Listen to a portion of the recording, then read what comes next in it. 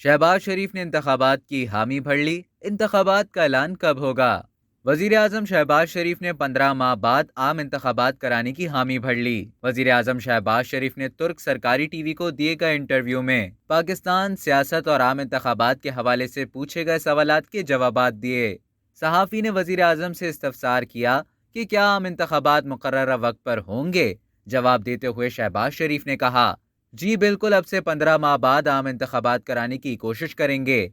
उन्होंने कहा कि कमज़ोर तबके की मुश्किलात कम कर रहे हैं। अवाम बहुत दबाव में है, उनके लिए जीना मुश्किल हो गया। अवाम की खिदमत के बगैर सियासत सियासत नहीं और हुकूमत हुकूमत नहीं। उनका कहना था कि मुश्किल हालात में हमारे लिए चैलेंज हैं। दूसरे इदारों से बात करने से पहले इंसानी हमदर्दी का मुजाहिरा करना होगा। शहबाज शरीफ ने यह भी कहा कि मसाइल को कलील मुद्दत में ख़त्म नहीं कर सकते। हमारा हदफ गुर्बत का खात्मा है। तरक्की पजीर मुल्कों को भी महंगाई पर काबू पाने में मुश्किलात दरपेश हैं।